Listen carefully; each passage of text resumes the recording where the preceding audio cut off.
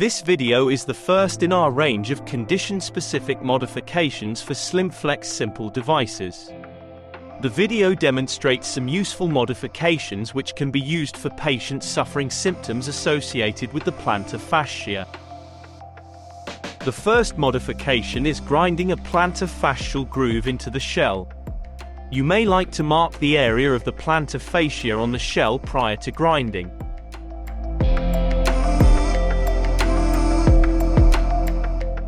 Once marked, simply grind a groove into the shell to the depth desired.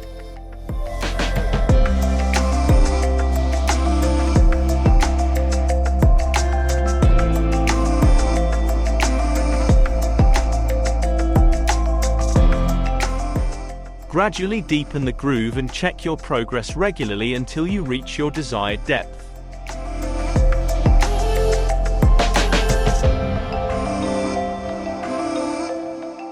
Once you have reached the desired depth, grind the edges to provide a more comfortable bevel.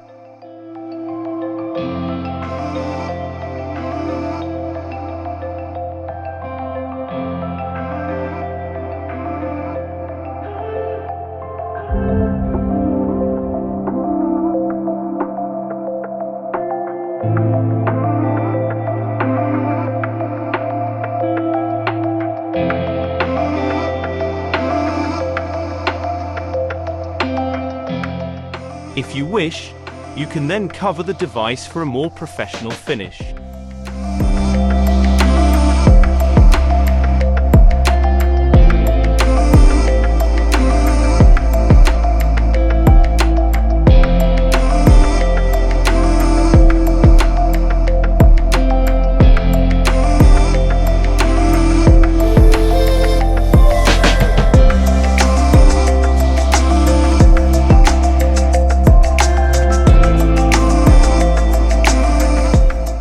In cases such as plantar fibromatosis, it can be useful to broaden the groove and then backfill with a soft material such as low-density plastozote or soft poron.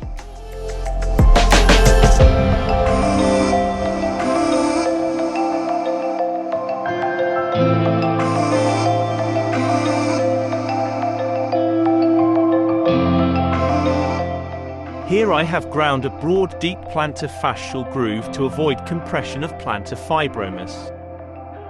I am using a piece of soft-density poron 94 to backfill the groove and provide cushioning to the arch of the device.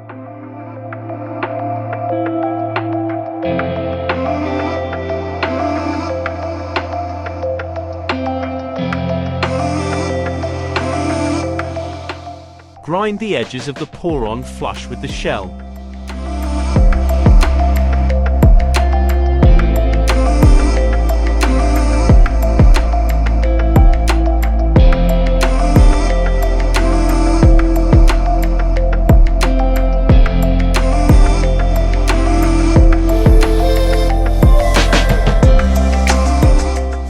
Blend the remaining poron into the original shell profile.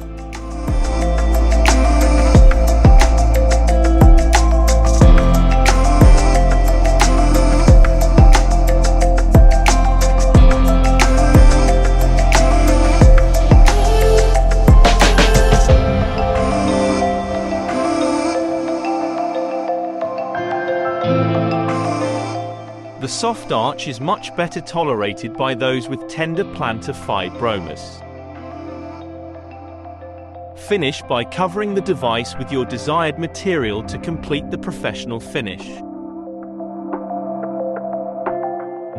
When trying to offload the plantar fascia, a common approach is to invert the rear foot and evert the forefoot. This requires a medial heel wedge and lateral forefoot wedge as seen here. The medial wedge is added as per video 7. The lateral forefoot wedge can be added to the anterolateral aspect of the plantar shell.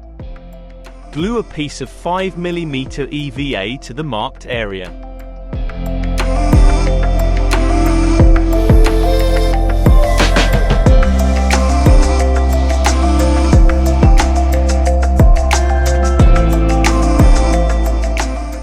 Grind the edges flush to the shell.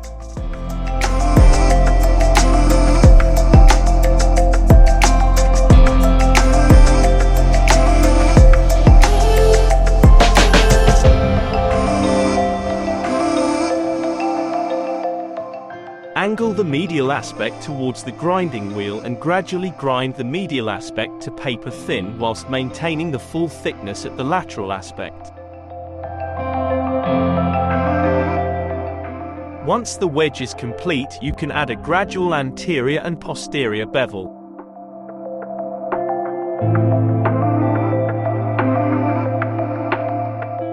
Once completed, the device should encourage inversion of the rear foot and eversion of the forefoot. If the patient feels the device compresses too much against the medial heel, a poron button is a useful modification. This marked area often requires less compression in cases of plantar fascial pain.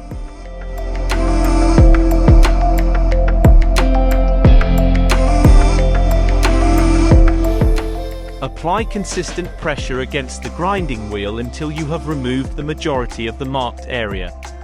Be careful not to grind completely through the shell.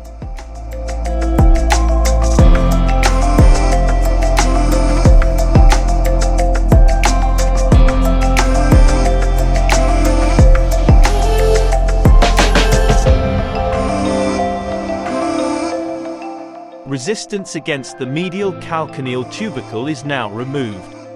Cut a piece of cushioned material to backfill the area removed.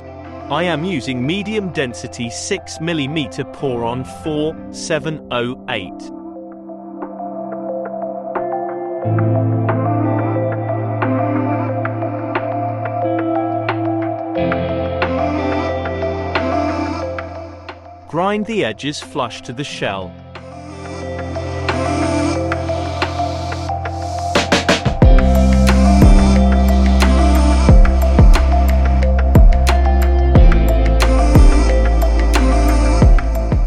Now simply grind the plantar surface flush as well.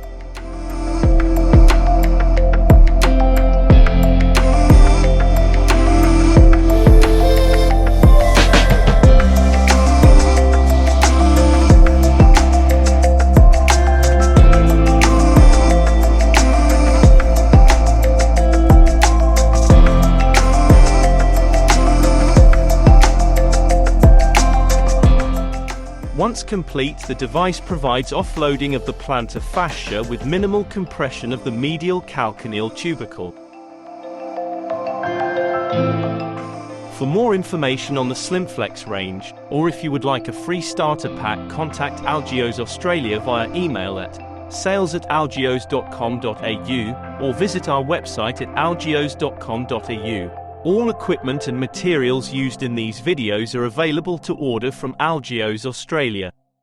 For more hints and tips on using the Slimflex Simple range, please browse the numerous videos in our video library.